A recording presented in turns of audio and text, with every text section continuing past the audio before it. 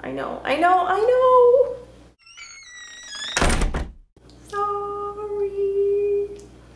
I'm sorry, I know I've been MIA for a while, and I will talk about why I was away for so long in an upcoming vlog this weekend. We'll have kind of like a chit chat, and I'll catch up on postcards that I've received and what's gonna happen with this channel moving forward. But for today, I'm just gonna jump right in. I have a project to show you. It's a project that I am so happy with. I want to decorate this place. This is my new place, by the way, with my artwork.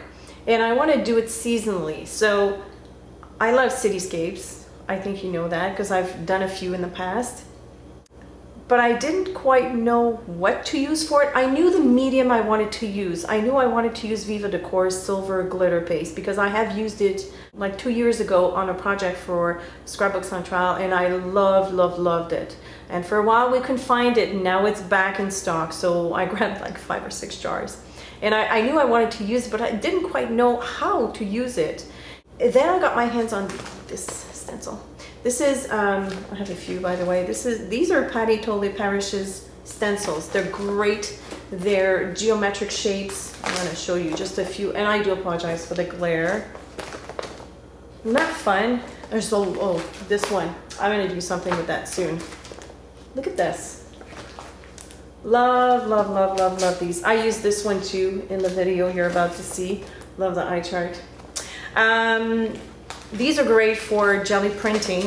I don't do a lot of jelly printing. I do like it, but I don't do a lot. But when I saw this, I didn't see the obvious. Now, I never see the obvious. My friend Kathy somehow saw a picture that I posted either on my Facebook or through text. I'm not sure. And she said, oh, Pac-Man. And I'm like, it's not Pac-Man. These are buildings. And sure enough, it's called Pac-Man.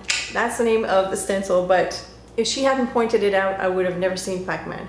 All I saw were buildings. And I have used the heck out of this for the stencil for the set of canvas that you're about to see. So this is a start to finish with a little intermission in between because something went wrong, but it was a happy mistake. So I'm just going to show you that right now. So I have these two 12 by 12 canvases, and because I want to use a wash of like thin down paint, I think I'm going to use clear gesso over these gessoed canvases, just because I need more tooth. So I'm just going to layer that clear gesso over both of these stencils, not stencils, but canvases, and let that dry thoroughly, and then I'll get to creating.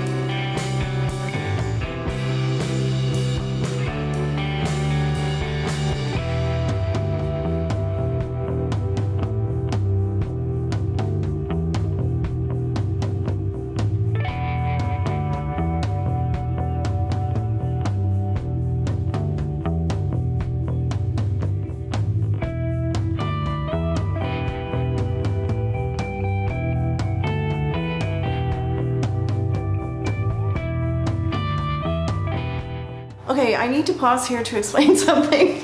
Something happened. Yesterday I put clear gesso on these two canvases, and they're, I think, from 2 different brands. Like I said, I put clear gesso, and this dried overnight. So this should have been dry. In fact, I tested it out when before I started painting, and it was totally dry. I put clear gesso because I knew I wanted to add a lot of water, and I figured with the white gesso underneath and the clear gesso, I'll be able to make this kind of wash without any problem. This one worked. This one, not so much. I realized halfway through that I had positioned the canvas in a way that, I don't know if you can probably tell here, but there is a difference in size if I put the canvas this way.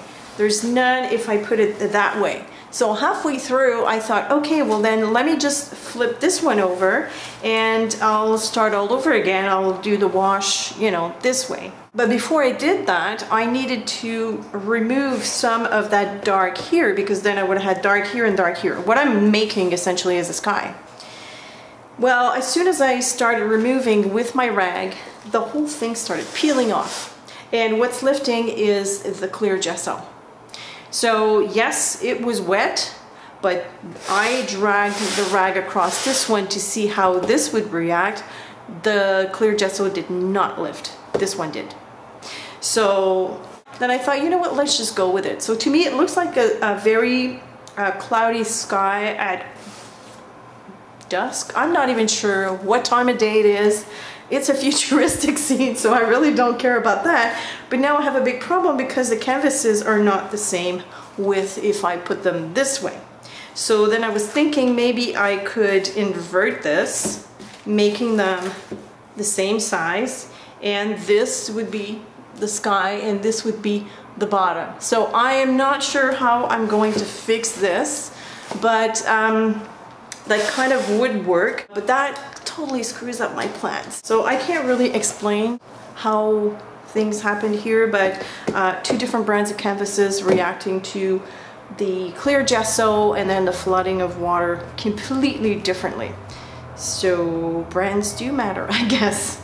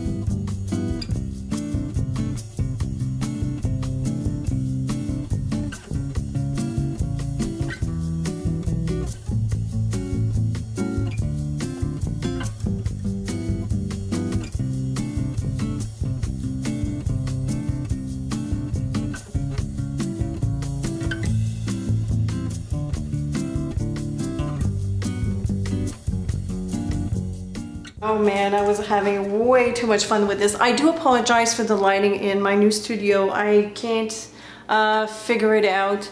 I'm having a hard time because I am not directly in front of a window. The window is kind of like to the right of me. So I'm on the hunt for an overhead lighting system that will work.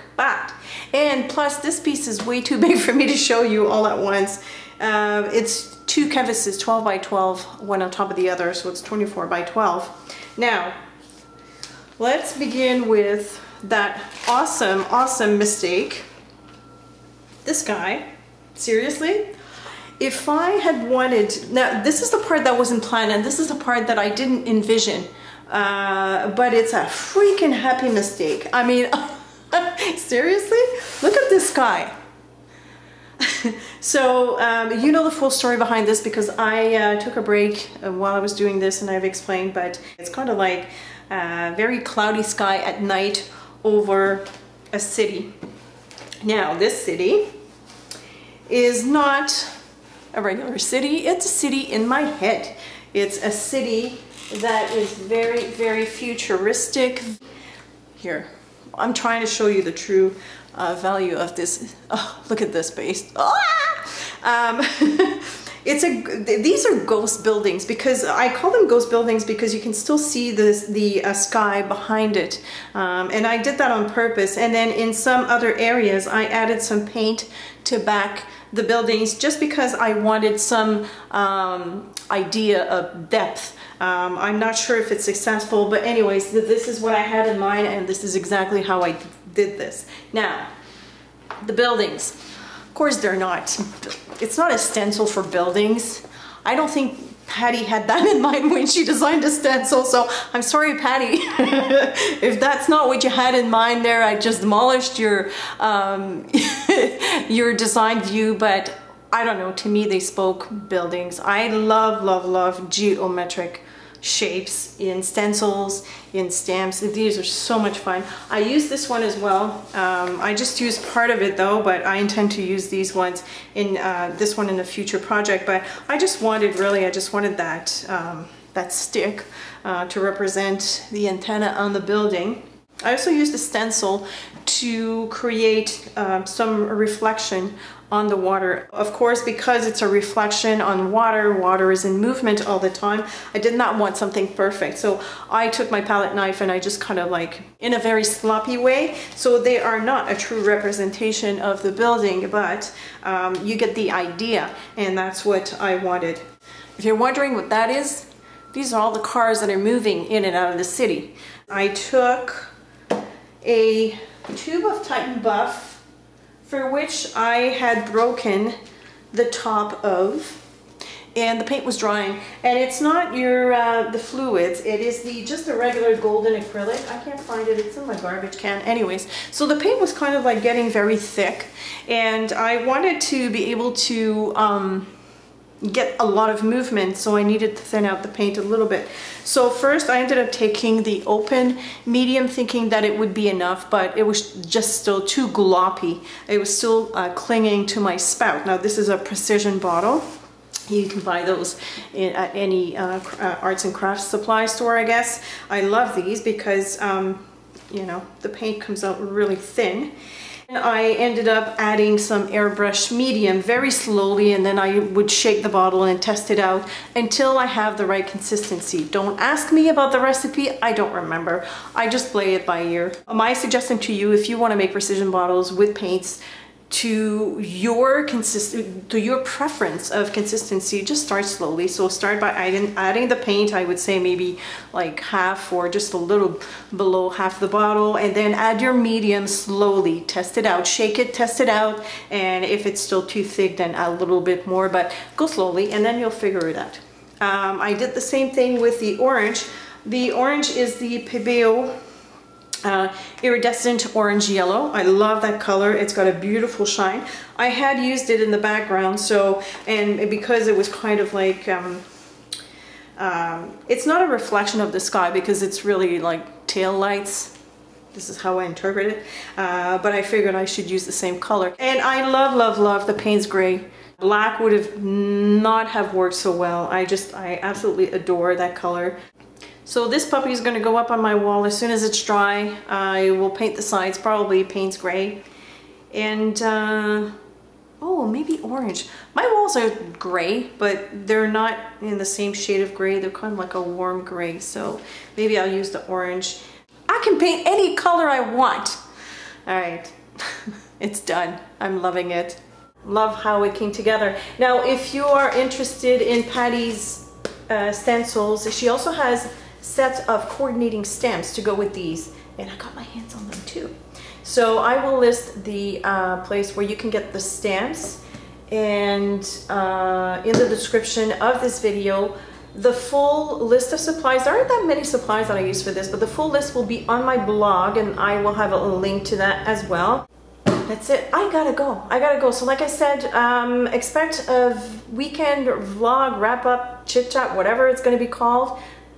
This weekend I'll explain everything, and then my next video will be a complete studio tour, because I have finally completed my studio, except for the lighting, which is still an issue, but I would say I'm 95% done. So I'm just going to show it to you, and then there's going to be another part to this because I'm kind of spread out into 2 rooms, and I will explain that also on the weekend. So for now, thank you so much for watching. As usual, if you have any questions or comments, please leave them below, and I will see you later. Bye.